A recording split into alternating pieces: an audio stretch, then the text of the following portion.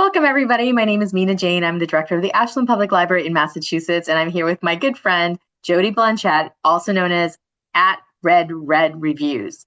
And she is a bookstagrammer, and she's a huge horror reader, and I just think she's a hoot. So she's going to be talking about her books in just a sec. Just want to say thanks to the Friends of the Ashland Public Library for supporting all of our programs, and to Jody for letting us share this program with other libraries. You're a board member of your local library, so you know how important it is for libraries to work together. It sounds like Christina might be moving from Virginia.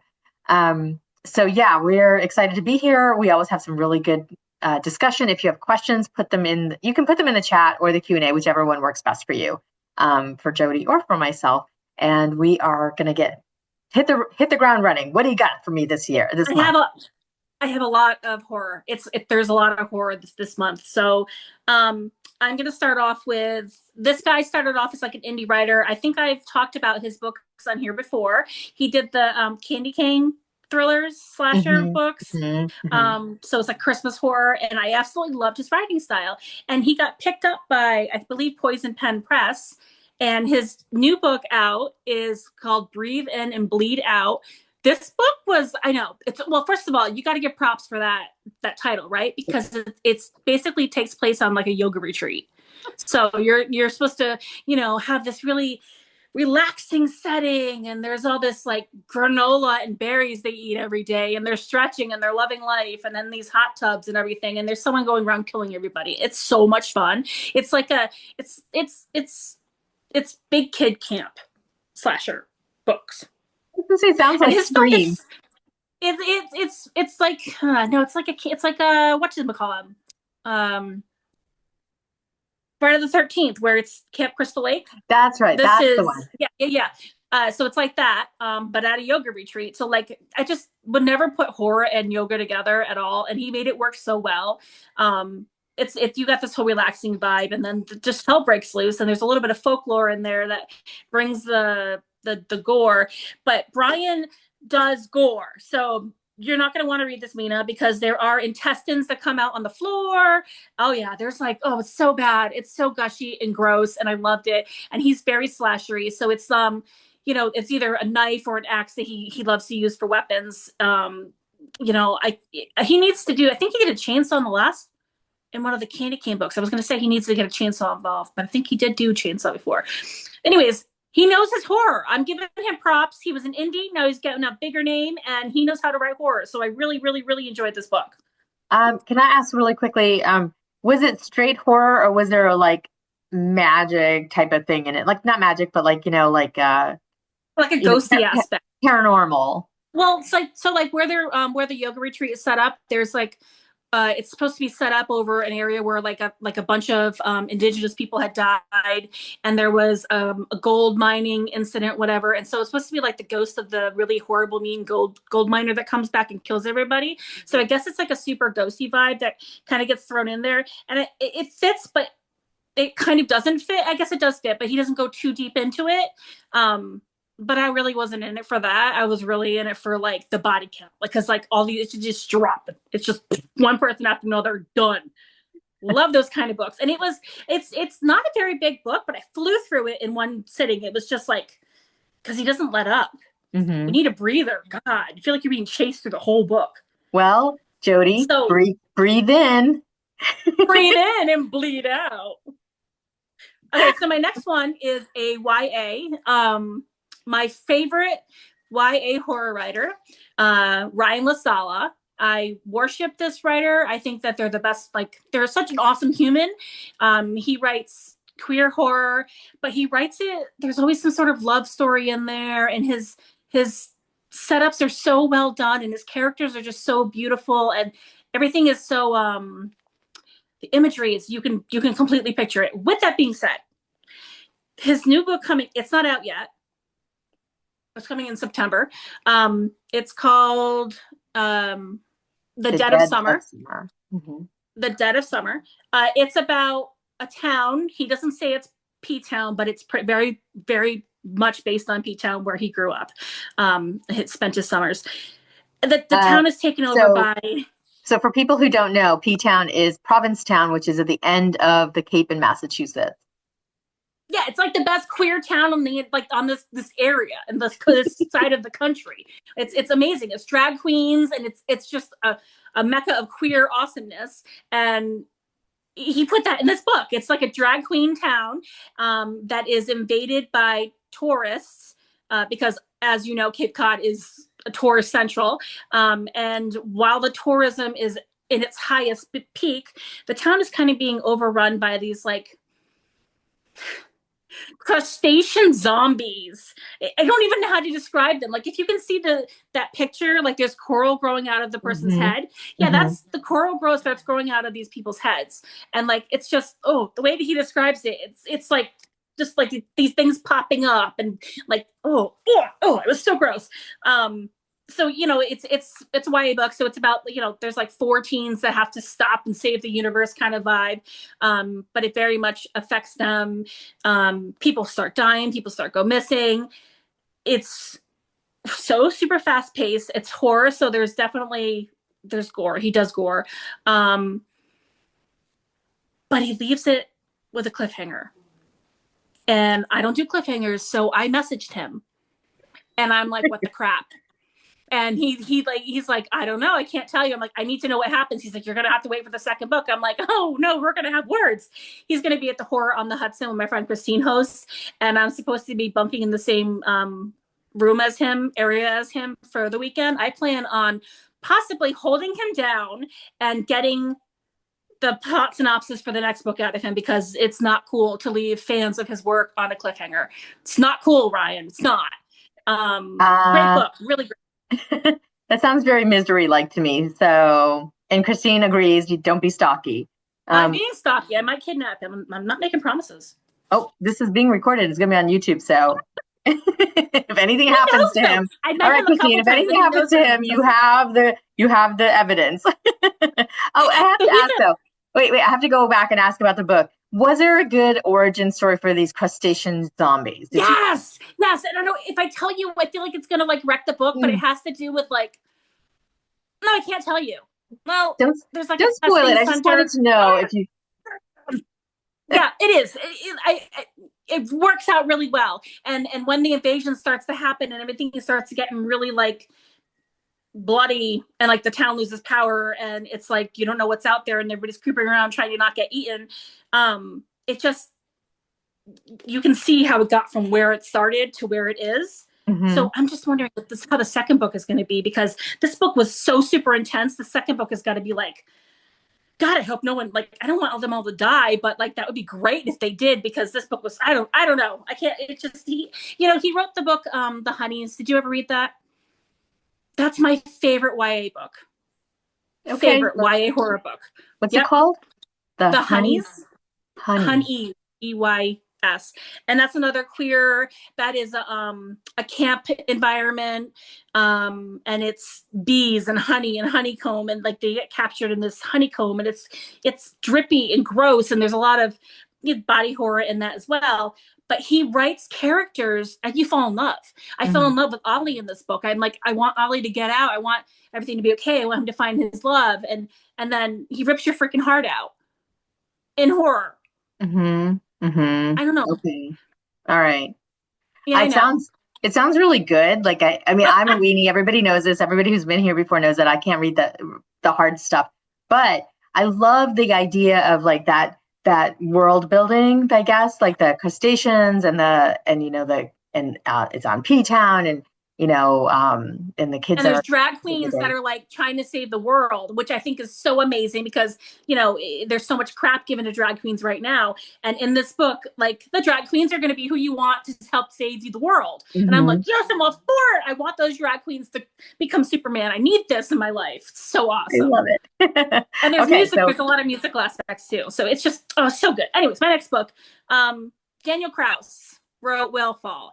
That was my top three when it came out. And it was last year, the year before. He writes so freaking good.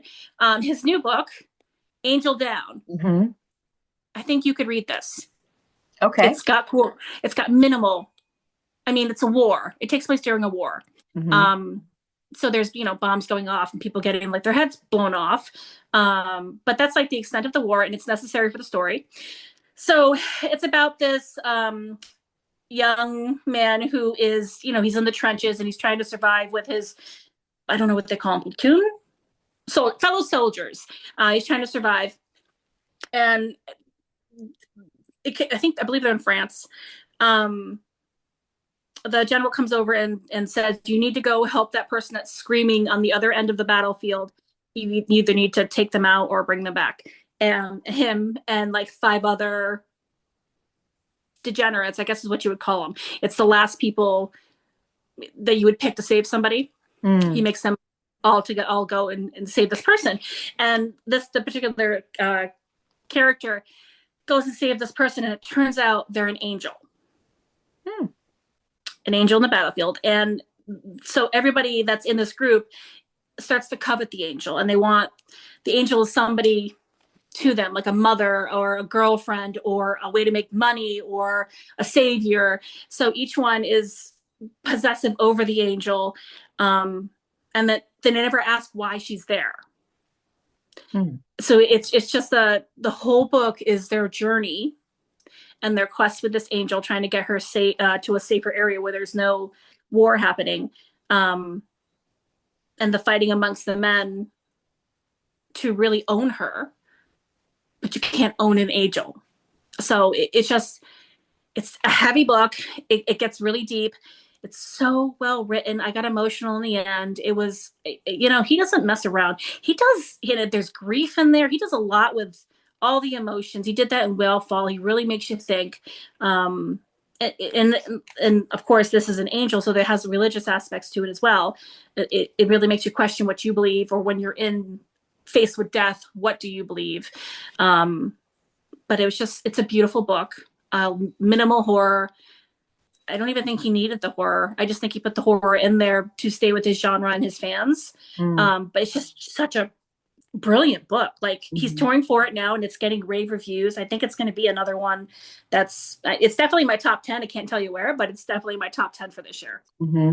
It sounds like it also makes you think about what would you do to have your best life. Like you said, like they were all fighting to own the angel because they wanted something that they thought that would make their life better. Yeah. Well, one of the kids, well, because they're all kids essentially in the trenches. They're all in their 20s. I'm in my 40s now, so I can call 20s kids. There's this one kid that was brought up. He's an orphan, and he's seeing the mother he never had, so he wants to snuggle her, and like he just needs to have that touch, and it's just so freaking heartbreaking. And then you have the jerk who's like, oh my god, we can bring her to and show her around and make like pretty much a circus with her. And then you're angry. And then there's the one that's like, oh, she's my girlfriend, and because she can take on the face of whatever you want her to be. So of course he's going to try to rape her. That becomes a whole thing, and it's just there's a lot going on with how they would. I don't know how I would handle an angel, especially in the situation where you're faced with your death. Death is surrounding you, and you can die at any point of starvation or the bombs or whatnot, and you're given this angel. But she never tells you what she's there for. She never tells you that, you don't get a wish. It's not one of those things. She's not going to fly off with you and save you. Why is she there? And I can't tell you because you need to read the book. I very well might. That sounds You should. I think you should. And if it does get a little heavy for you, just skim. Yeah. You can skim through the gory parts because they're not super important, but they are necessary for the story. Okay. All right. You heard her. I can read this. And so can you. I think you could. I really think you can. My next book, well, I wasn't going to talk about this one, but I did finish this one recently. I really liked it. The Extra. This is a novella. I finished this one like in an hour. Super, super quick. The Extra by Annie Neubauer. Yeah, you pronounce that. This is about a hiking group that goes off on a trip. They've got 10 people, and all of a sudden lightning flashes. All of their flashlights go off. And they get resituated, and they continue hiking, and they make camp, and all of a sudden they have 11 people. But they always, at that point, they think that they've always had 11 people because they have a specific memory with each person. But one of them is definitely an outsider, and you can't tell who it is. So it becomes the team leaders are trying to figure out who that wrong 11th person is. It's very suspenseful, very quick read. it's considered horror. I didn't find any horror in it whatsoever, which was kind of okay because it was still creepy. Mhm. And the ending ticked me off because it doesn't really give you an answer, and I really hate that. But it was really perfect for the book because it does make you ask questions. And I did send the author an angry. I really should not be allowed on Instagram, really, because I'm going to slip into your DMs and be like, "Why did you do that? Mhm. What really happened?" Well And the author was very much like, "Oh, I can't tell you," and I'm like, "You suck." then, and yet you wrote this great book. I'm seeing a theme here with this sort of camping vibe going on this month because it's Well, August. everybody's going back to their horror roots. Horror roots is Friday the 13th. You've got Jason and you've got Mike Myers. So everybody wants to take that little bit of nostalgia and put it in new horror for the whole generation that hasn't been touched by that yet. And I Hmm. think that's kind of brilliant because it's like my daughter would read this, but she would not watch the original Friday the 13th because the cinematography is, it's old, mom. It's almost black and white. So funny. I was thinking when I said Scream, I think I meant I Know What You Did Last Summer. Wasn't that set on a Yes. camp? Yeah. Um, No, that wasn't a camp. But it's the same sort of vibe. It's like everybody starts popping off, mhm. everybody starts dying one at a time. You turn your back, and oh my god, your best friend's gone. Same sort of vibe. Yep, yep. I didn't watch these movies for anybody who's like, how could you watch those movies? I've just heard a lot about them. You just know about it. You can't help but not but know about them. So my next book was Boston author, I believe, Cassandra Caw. Cass Oh yeah, Caw. This is called. Yeah. Have you met them? I Okay, haven't. really awesome. They did my horror auction last year, but I don't think Cassandra's in Boston. I'll have to I look it thought they up. were in Boston. They might have moved. But I've met them a few times. And so I don't always get their books. There's been a couple books I've read by them that were they were gory and they had a great storyline, but I didn't really quite connect with the characters or feel any sort of love for them during the book. And I kind of have to have a connection to really make horror speak to me more. Um, this book, The Library at Hellebore, is considered dark academia, but horror. Um, I connected with the characters for this one. It's about a bunch of, let's call them gifted students in a school for gifted students. I believe they refer to them as monsters. I really hate that they're called monsters, but they really are monsters because they, like, if you take them off, they have teeth and they have claws and they're going to eat you. But so they're sent to this school that's supposed to like protect them and teach them how to use their powers or whatever. But it turns out the school is there to eat them. So the Yeah. school's a monster So too? the school really is the monster in this book. All the professors, they really have a plan in the end where they just want to consume the students at the end of the year. So it kind of time jumps back and forth between the end of the year where all of the teachers are like, it's like Hogwarts. Everybody has this beautiful feast. Let's all get ready for the feast. Turns out they're the feast. So that's Hmm. how it like starts, and then it jumps back to where everybody like started to meet everybody on the first day of school and build their relationships and get to know their teachers. And um, I like the characters in this one. There's a little tiny speck of love interest in this. Lots of horror because they cannot not write gore. They write so much disgusting gore. And Cass has a thing for teeth. I don't know how you feel about teeth. Teeth freak me out. So all of their monsters always have like, I feel like they have like 8 rows of teeth. And they like get longer when they're coming after you. There's so much teeth in this book. I had a hard time with that, but it was fantastic. Well, I mean, sounds like, like sort of a personal issue as opposed to like, she has to write to like everybody. But I've never had I mean, like I don't read horror, so like I can't imagine like what it's going to be that freaks me out. But like teeth, I don't know. Oh, Christine says that teeth freak her out too. So you guys are soul sisters. Well, I have a thing. I have a fear of losing teeth. I constantly have dreams about losing teeth and feeling them like dice in my mouth, kind of like. But this is a different. Almost all of their books that Cass has written, there's teeth involved, and her monsters have teeth, and they're like next level teeth. I don't know. Maybe they come from a family of dentists. It freaks me out. So good though. Well, she's got her lane, I guess. The teeth is her lane. Yeah. So my next book, I don't have a copy of because it's only released as audio. So I don't know if we have any audiobook fans out there. It's called Break Me Down by Anna Downs. As of right now, it's only released on audio. I think it's out. And there's a reason it's only put out in audio. There's a full cast. I think there's like, I want to say 6 narrators for this book, and they read together. It's not like one narrator is reading Jenny's perspective and one is reading Ralph's perspective. Jenny and Ralph actually have conversations. You get me the graphics. That's you're so awesome. You and your graphics. Yeah, the picture isn't anything special, but it is, the book itself is about a girl who's a former child star, kind of got out of the child star life, and is coming from Australia to America and trying to restart her acting career in LA, which LA is supposed to be where everything starts from, but it's very hard to make it famous there. She kind of gets sucked into this school for actors, sort of kind of becomes a cult, which is why I loved it, because it was very culty.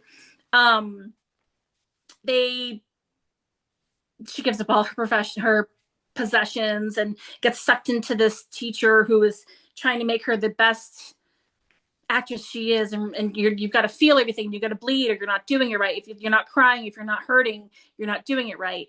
So it kind of consumes her. It does become a little bit of a bloody mess in there. There was a little bit of murder in there. But it's the actress that plays the main character is so emotional. There are scenes where she's literally screaming and crying, and you can hear, you know how when you're having a really good cry and you feel it in the back of your throat? Mm-hmm. I'm not even crying, and I'm feeling it in the back of my throat when she's reading these words. It was that, like, it was guttural. It was really difficult to listen to. But every actor plays their part very well, very convincing. And like I said, they mingle, they talk with each other, so they have conversations. So it's like listening to the old timey stuff on the radio, like a play being played out in front of you. It was just so well done. Mm-hmm. And from what I understand, I listened to the afterward. There was a Q&A between the author and all of the narrators. Narrators are actually all actors. So I think that made a difference. A lot for, I think a couple of them was their first time doing an audiobook. They nailed it.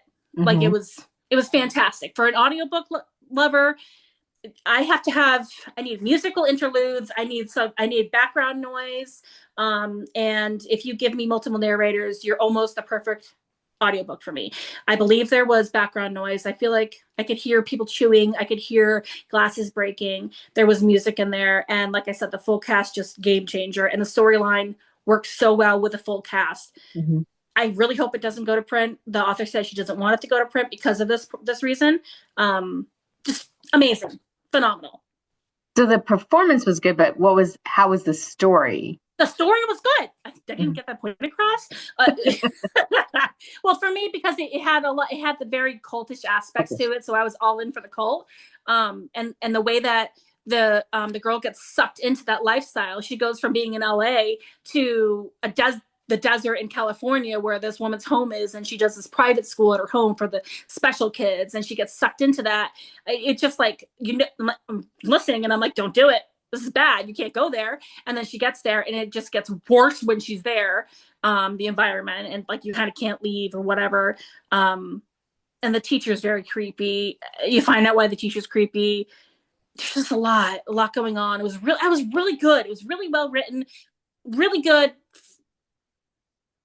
I didn't even have the speed turned up. I listened to it at a normal pace, like I was listening to it happening in front of me. And it was awesome. Mm-hmm. Awesome. But I don't recommend doing it while you're driving. Okay. This might be you have to be walking or at home kind of audiobook, because you probably go off the road. So be safe, people. Be safe. There needs to be some sort of a t-shirt that's like, audiobooks, find a way to be safe, or be safe with your audiobooks. Safety first. All right. How much time do I have? I have like one more. 5 minutes. So plenty of time for one more. Okay. So one of my so I think I've talked to you about weird fiction before, right? How I feel some books should be classified as weird fiction because they're like really strange and uncomfortable and like just strange. Bunny by Mona Awad. Awad. I can't pronounce her last name. Have you read Bunny? No. Okay, Mina. This is, well, she does. It's a little bit of horror because there are bunnies that get blown Okay. up, I guess, but I feel like you could handle it. So Bunny, I read that. Bunny was the reason I became a bookstagrammer. I read Oh, it during wow. COVID. My librarian, who lives on the road for me, she worked at a library a few towns over, and she was my access to books. And I'm like, just bring me whatever. I will take whatever you have. There, yep, that's Bunny. She drops me off this book. She's like, bear with me. It's really weird, but I think you're gonna like it. And I'm like, all right, whatever. I'll read anything. It's COVID. What can be weird? Um, Bunny is the most strangest book you're ever going to read. It's about these girls that are in college for like literary arts, and they are trying to create these perfect boyfriends by using bunnies as the starting point. And they have a little bit of magic going on in them. But it's the girls that are, it's like the mean girls. They're very, it's gonna be okay, bunny. Like that's how they talk. Yeah, there's like cringy girls. It's super weird book, right? Well, there is a select group of people, like fan base for that book. I made my book club read it. Two or three people liked it out of 10. Everybody else thought it was too weird, which I don't even know why I'm friends with them. Anyways, so she decided, because of it's become like a cult following there, if you're in the group, you get it. It's really a, if you like it or if you don't book. She wrote a sequel. So that is We Love You, Bunny. Okay, so it's a sequel, but it's a prequel. So if you can see, there's a beautiful bunny face that's made out of some flowers and stuff that bunnies like to eat. Um, it's a sequel as that it's written in the time after Bunny was released, after the main character from the last book has written her book, told her story about the bunnies, and those girls, the bunnies, are ticked because she got literary notoriety, and so they kidnap her in this book. And they are all yelling at her, and they're like, well, Bunny, we're going to tell you our story about how we came to be before we met you and let you into our circle. And so then it becomes from a sequel to a prequel real quick. And it's every single girl. I think there's 5 girls in the group. It's every one of them, their story and how they came together, and then how they started the creations of the bunnies.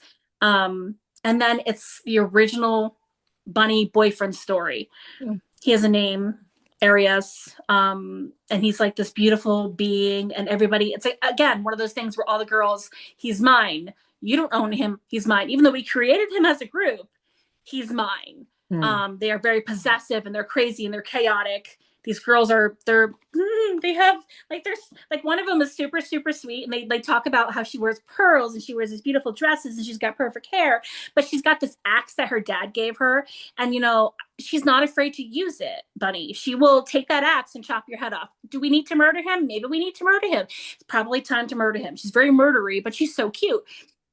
They're all like that. They're very bizarre girls. It's just, it's such a strange book. It's such a great follow up to a strange book. Mm-hmm. So I actually listened to it on audio. I own a copy of it, but I listened to it. It is insane. One narrator does a voice for all of these girls, and like she's got the super annoying voice for the most annoying bunny. She's just like, it's high pitched and like, bunny, I like this. It's like, oh my god, I can't. I want to like clean my ears out listening to her, but she nailed the character because the character is that cringy.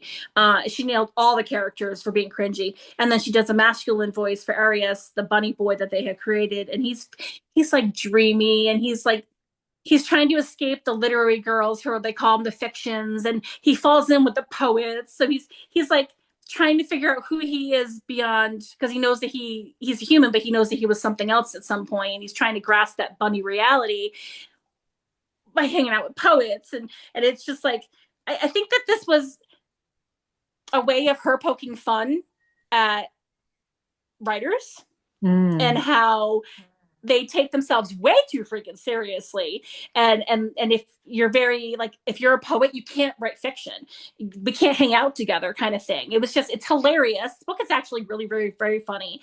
It's very uncomfortable. There's gore. The axe get used a lot. The axe is even used as like, it becomes a character. The axe becomes a character.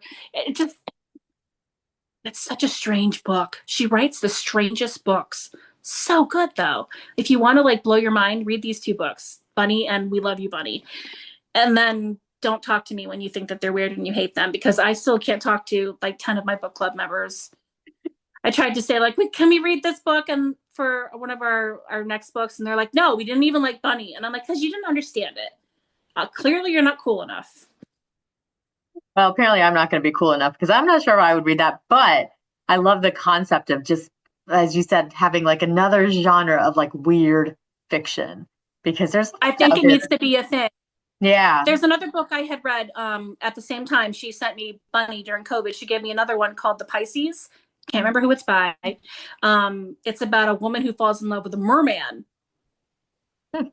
We don't hear about mermen that often. There's some sexy time with the merman. It gets weird real quick. The whole story is like a love story. It's weird. There's drugs. It's like, I'm reading this and I'm texting my friend Sarah. I'm like, what is this? She's like, isn't it great? And I'm like, yes, it's great. But why? What made you pick this up? Like the picture, the cover is a woman like kissing this fish. And I'm like, why? Why? But I get it when I started reading it. I'm Weird looking it fiction. up I right think it now. needs to be a thing. Are you looking it up, the I cover? She's am. like making out with a fish. I don't know the name of the author. It just says The Pisces, right? Yeah. I could probably find it on Goodreads. Girl in You're on my phone. Pisces. Nope, The Pisces. Oh, okay. I can't find it right now, but and we're out of time. But I will definitely add it to your list of things to read. I was gonna say you just got stumped. It's the first time you haven't been able to put up a graphic. My librarian's stumped. Only because we're out of time. If you gave me another minute, I would definitely find it. Time restraints. I'm actually not sure I'm spelling it right. The Pisces. P. I know. It is I before E except after C. I don't know how you spell Pisces. Okay. Nope. It's just pieces. Lots of pieces. So we're not going to do it today, but look it up. The Pisces by who? Look it up. I don't know. I can't remember, but she's making out with a fish on the cover. Got it. Okay. I will find this because now I'm feeling very like challenged. Thanks, Jody. Well, those are really great recommendations. Even though I don't read horror, I feel like there's a couple there I would absolutely pick up. So I hope you all do too. I will send the list to you as well as a video link. Jody, thank you so much. I hope you have a wonderful end of your summer. Thank you. You too. Thank you. Thanks everybody for being with us tonight.